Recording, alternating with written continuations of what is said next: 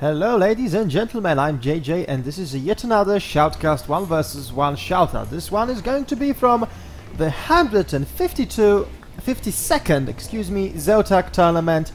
It's going to be played on the new Kirk Precinct map, an interesting map with a very wide ramp to your natural expansion and a very limited pathway, at least on the ground field. A lot of dead space in the air, which actually invites for some sort of airplanes in the game, but in the map in the moment.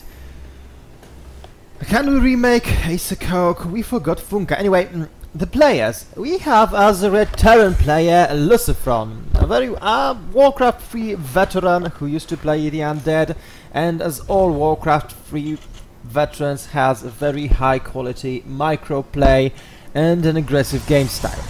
Grab your best example, and as his enemy we have AxAlicia. I said you didn't answer me, so we have observers in the game conversing as the observers usually do. They are so entertaining, so amusing, and oh so funny. Now, this is Zotac, and I hope to expect a lot from this game. Both players are starting absolutely standard, as standard may be, so take out your pens if you don't know the builds and you'd like to learn some bit about them, and see what the players are actually doing. Now, Alicia has started a 13 gateway without a scout here as of yet, and now when the gateway is approximately at the middle of HP, he started an assimilator, double that assimilator, as assimilator builds 30 seconds and gateway does 65, so when you start at approximately middle, you actually end up with having both gateway and assimilator spawning at the same time. An interesting opening by Lucifron. Haha! No barracks, as you can see, plainly enough, only now being added, but a very, and I can't emphasize that enough because it's impossible, it's emphasized as much as you can, a very early command center against Alicia. Now, that's a gamble. It's a gamble against the Protoss, because that double assimilator means Alicia is going to have a lot of gas that he will of course invest first of all in cybernetics core warp gate technology, which is absolutely essential for a Protoss player, and there's no question about it. A Stalker, most likely. And let's see if we're going to have a Stalker immediately. Yes, we have a Chrono Boost Stalker, warp gate. That Chrono Boost has been saved for that Stalker, and I assume we will see a Mothership core added as well.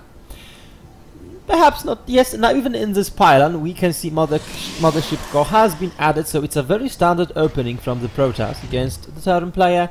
It prevents any sort of Reaper play quite effectively, so to speak.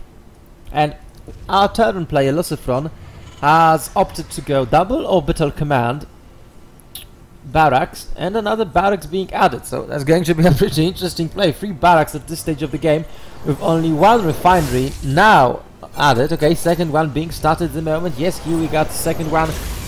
Lucifron's income should be staggering, and with those 2 bases I believe that he will be able to afford a massive production of marines. Now, those 3 barracks are, I believe, pivotal and necessary for Lucifron to survive this stage of the game. Now, what do I mean by that? Protoss players can harass effectively with a Mothership core, a Stalker, and say another Stalker or Sentry. They can do a lot of damage if our Terran player is not cautious enough. Now, Lucifron can't stop this, so Alicia now knows exactly what he's up against. We can see that thing here. He knows what's scouting, what's going on. 3 barracks into 2 refineries, into, well, does he know the enemy has the expansion? That's important. No, he doesn't. Lucifron does know that, well, Alicia has started his. So, for the time being, he assumes he's safe. And it's a good assumption. Alicia has started 2 forges. Of that, I believe Lucifron has no idea. Nope. So, he doesn't know his enemy is going most likely for some sort of 2 base timing play. And I believe that's the case, based on the fact that he's gone for 2 forges, which is a significant money spending, and I believe we're going to see those gateways added soon enough. At least that's the theory. It might not be so with that double gas grab. We might actually some sort of robotic play with Colossi taking the way. That's an option as well, and those upgrades serve as a deterrent and maximizing efficiency of every single one of your units that has to count. Twilight Council added, we can assume that Alicia, with the Twilight Council, is going to invest DTs or High Templars, obviously. I believe that since we have Double Forge and some gateways added, we might actually see Zealot Archon combination, which is very good against Bio the moment the Protoss player gets his charge. It's very resilient against those turn timings between 12th and say 17th minute, in which Protoss is extremely vulnerable to any sort of turn play. And both players of course knowing that. Now, Lucifron started working on his +1 damage upgrade, and that has a point, because the moment that finishes, he's going to have 2nd Engineering Bay and start 2 damage, 1 armor. That's a classic rule for turn player. He's adding a lot of Marines and only 1 Tech Lab barracks, which are now going to switch with, apparently, a factory, if I'm not mistaken. No, I am mistaken. This factory was just used to build that reactor for Starport, and the factory itself is going to scout. Now, exciting, interesting, and amusing to see. Alicia controlling those 2 watchtowers very intelligently. Okay, High Templar on the way, no charge as of yet. 2-2 started, and another gateway division being added into Warp Gate in near future. With that 2-2, and this technology finished, so charge would be useful as well, because it's awesome and you might actually see it start working on. Is that the case? No, apparently not. Alicia thinks that units are at the time being more important, and I can't actually fault him for that decision. Now, Alicia knows exactly what Lucifron is doing, and Lucifron is moving out. Charge actually started, yes, we can see that. Alicia needs to chrono boost that Storm, because Storm is his saving grace for the time being. That ramp is huge and so difficult to block, and this might be a oh no, luckily not enough. Those High Templars can't die. If they die, it's going to end up in a terrible tragedy. Storm has been finished in the perfect timing, so now Alicia has the tools to deal with Lucifron's huge Marine Death Ball. Now, Lucifron saw those Templars, and a preemptive Storm a little too early. Lucifron is trying to speed those units already, and he knows that he can't engage straight on head-on battle, because it will not favor him to match. Those force fields are necessary at the moment, and we have a drop inside the base, and that's a good decision. Wow, excellent play by this factory. It's going to work as a sort of a cog block to block those units heading off the ramp, especially that Archon, which could do some severe pain to all those Marines, and that Archon is not working too much. He's just absorbing and soaking the damage, and we might actually see an excellent play and decision making by Lucifron, who decided to go inside the base. Now, Alicia has a lot of resources, but most of his gateways are on a cooldown. That Photon Overcharge has not actually managed to do what he wanted. The second one is far more money affecting. That's a Photon Overcharge if I've ever seen one. When it comes to units lost, both players are more or less dead even, but Alicia has a technology advantage. Our turn has not invested heavily in upgrades and technology, and at the moment is streaming a constant flow of reinforcements, knowing that Photon Overcharge is done.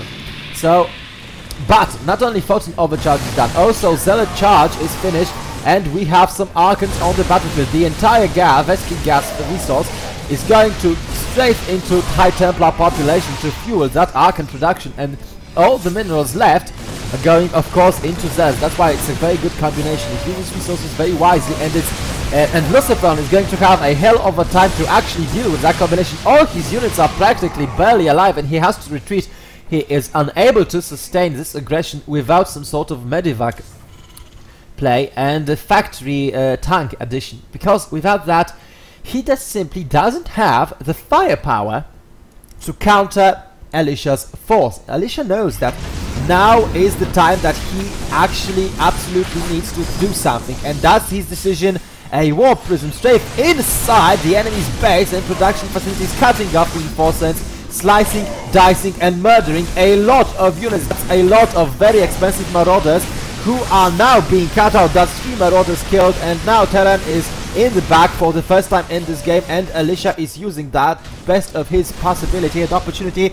finding an empty bunker, destroying it immediately as soon as possible, but we have a return of the favor. Lucifron is making a drop inside the enemy base, but we have a photon overcharge, and that will most likely end up in a failure and an immediate retreat. And yes, here it is, here we are.